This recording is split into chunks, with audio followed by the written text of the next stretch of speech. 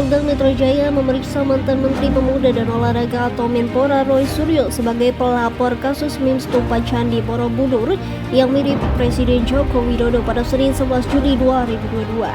Pemeriksaan itu dilakukan untuk membuat berita acara pemeriksaan atau BAP atas laporannya. Roy Suryo sudah membawa beberapa bukti terkait pelaporannya. Kuasa hukum Roy Suryo, Pitra Romadoni di Polda Metro Jaya juga mengklaim kliennya yang memang ahli dalam bidang IT. Simak video selanjutnya. Ini undangan klarifikasi dari Polda Metro Jaya dalam hal ini terkait dengan laporan yang saya buat pada tanggal 16 Juli 2022. Nah, ada beberapa pertanyaan penting yang kami kira sangat kita gali diantaranya kepada para pelaku yang melakukan upload maupun edit terkait dengan stupa Candi. Jadi sudah kita tadi dijawab, saya kira sudah sangat bagus jawaban daripada Pak Suryo. Itu menandakan dan membuktikan apa? Bahwasanya ada pelaku utama, ya, sosok utama yang menimbulkan dampak yang sangat besar kepada seluruh masyarakat Indonesia dalam hal ini. Jadi maka dari itu kita meminta agar pelaku utamanya fokus untuk dilakukan proses hukum yang lebih mendalam, ya, yakni akun Twitter yang 3 yang kita laporkan tadi, bahwasanya mereka pada tanggal 7 Juli, ya, Juni 2022, tanggal 8 juga sudah menjadi pemberitaan, 9 juga sudah di Twitter yang lain, dan tanggal 10-nya nih di mention. Jadi saya melihat di sini Bang Roy sebagai korban karena di mention oleh akun Twitter tersebut, dan beliau saya kira tidak ada permasalahan di sini karena hanya melakukan kritik dan komentar terkait dengan mention yang dilakukan oleh salah satu akun Twitter gitu. Jadi ada 11 pertanyaan, 12 pertanyaan yang telah dijawab, dan jawaban tersebut saya kira sudah clear. Tapi karena memang kita masih dalam proses hukum dan dalam hukum, kita hormati itu dan akan kita ikuti prosesnya. Kita yakin Polri sangat presisi dan Polri profesional dalam menjalankan perkara ini, dan kita berharap agar pelaku utama yaitu 3 akun Twitter tersebut yang mau mengupload maupun mengirim tersebut segera dilakukan tindakan hukum yang tegas. Bang, kemarin kan sebelumnya sempat dijabarkan identitas dari 3 akun Twitter. Untuk hari ini apa yang diberikan keterangan garis besar? Yang pertama seputar dengan 3 akun tersebut, ya, dan kita juga sudah menyerahkan identitas daripada pelaku tersebut dengan keahlian yang dimiliki oleh Pak Roy Suryo. Tentunya ini menjadi suatu petunjuk bagi Polri untuk melakukan upaya yang tegas terhadap pelaku. Karena apa? Karena kalau memang pelaku ini tidak ditangkap ataupun diamankan, yang akan menjadi korban adalah Pak Roy Suryo nantinya. Seolah-olah masyarakat berpikir dan berasumsi Pak Roy Suryo lah pelakunya, gitu. Padahal Pak Roy Suryo sudah menunjuk pelakunya adalah ini, nomor teleponnya ini, gambarnya ini, ya, wajahnya ini, postingannya ini, dan akun WhatsApp-nya ini. Alamatnya kalau perlu dikasih lagi gitu, kalau perlu. Maka dari itu saya kira kita menghormati proses hukum ini dan kita berharap agar pelaku ini ditangkap segera biar ini clear dengan masyarakat. Jadi jangan Anda mempersalahkan sesuatu kepada Roy Suryo padahal pelaku utamanya ada gitu. Seharusnya yang menyebarkan pertamanya ataupun mengupload dan mengirim video ini yang harusnya ditangkap, bukan korban terkait dengan foto dan video tersebut. Beliau termasuk korban juga karena apa? Karena beliau di-mention dan beliau mengkritik. Seharusnya yang dipermasalahkan itu adalah kritiknya, bukan meme-nya gitu loh. Kritiknya yang dipermasalahkan apa? Nggak ada yang bermasalah dalam kritik tersebut. Itu adalah murni adalah kritik, dan kritik saya kira sudah dilindungi oleh Undang-Undang Kemerdekaan Menyatakan Pendapat, dan itu dijamin oleh Konstitusi Negara Republik Indonesia, salah satu hak asasi manusia, dan serta dijamin oleh konstitusi pada pasal 28 Undang-Undang Dasar 1945, setiap warga negara berhak menyampaikan pendapat.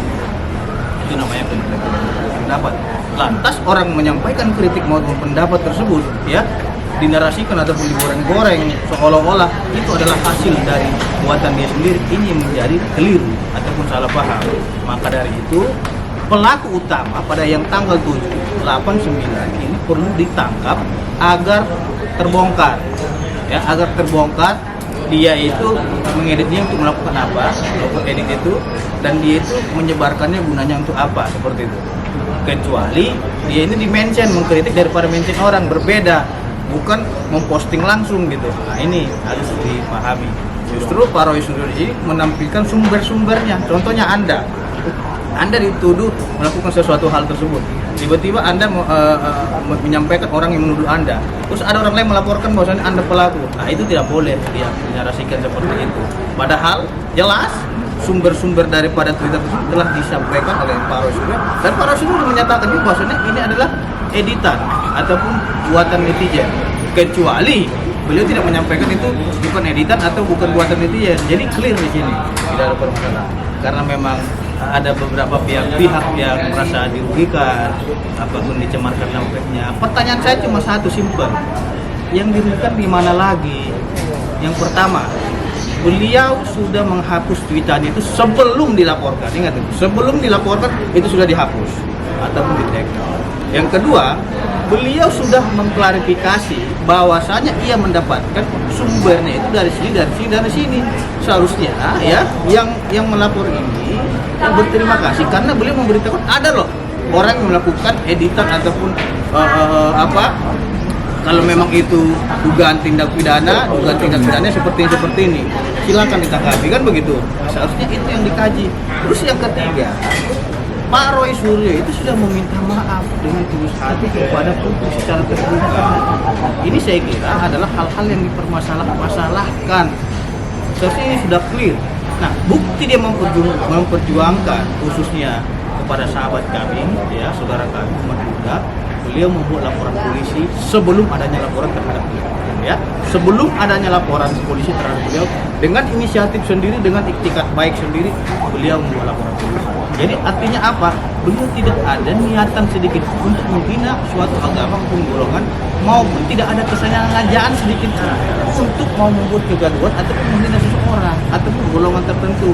Nah, itu sudah kita lalui. Kecuali lain cerita, beliau memposting, tidak menghapus juga, tidak mau meminta maaf, tidak juga membuat laporan polisi, diam-diam aja biasa-biasa aja. Itu lain cerita, beda konteks. Kita harus lihat alurnya ini gitu loh. Sehingga saya menilai laporan teman-teman tersebut adalah hal yang keliru, mempidanakan Roy Suryo karena pelaku utamanya saja belum ditangkap. Gitu loh, seharusnya tangkap dulu dong pelaku utamanya, tanya dulu motif mereka apa memposting itu, dan tanya dulu tujuan dia apa, dan tanya bagaimana maksud dia melakukan edit tersebut, apakah ingin mempropaganda atau ingin menjebak Roy Suryo. Nah, ini harus dipahami. Pak Roy, gimana Pak Roy? Ada tambahan dulu. Baik, yang pertama begini. Pertama, saya selaku pribadi dan selaku anggota dari saksi dari Pak Putra Ramadhani dalam hal ini ingin menghaturkan ucapan terima kasih yang sebenarnya dan apresiasi kami terhadap khususnya Kabid Humas Polda Metro Jaya Pak Kombes Zulfan atas statementnya yang sangat luar biasa, sangat presisi, yang beberapa hari yang lalu menyatakan bahwa akun Twitter saya tidak disita. Ya, itu luar biasa. Ya, ucapan terima kasih dari lubuk hati kami yang paling dalam, ya, karena terus terang saya sangat mengapresiasi, inilah Polri presisi. Polri yang kemudian kalau menyatakan A, ya katakan A, B menyatakan B, kalau tidak juga katakan tidak. Jadi beliau menyatakan bahwa tidak benar akun Twitter @KRM02 itu disita. Ya, itu kami sangat apresiasi dan luar biasa. Ya, jadi kali ini kita benar-benar dalam rangka dalam rangkaian Hari Bayangkara kita ucapkan terima kasih. Itu yang pertama. Yang kedua, saya hadir hari ini, ya, itu dalam rangka undangan klarifikasi atas laporan yang Pak Putra Ramadhani sampaikan pada tanggal 16 Juni 2022. Jadi 4 hari sebelum ada 2 pelaporan terhadap saya. Dan hari ini adalah pemeriksaan tambahan. Jadi makanya pemeriksaannya cepat sekali, ya. Saya diundang tadi jam 2, kemudian pemeriksaannya mulai setengah 3 dan jam 3 setengah 4 lah, ya, sudah selesai dengan lebih kurang 12 pertanyaan. 12 itu sudah lengkap dengan kalimat apakah hari ini Anda siap dan lain sebagainya, sampai dengan ada keterangan tambahkan atau enggak. Jadi inti pertanyaannya hanya sekitar 8 atau 7 pertanyaan tadi.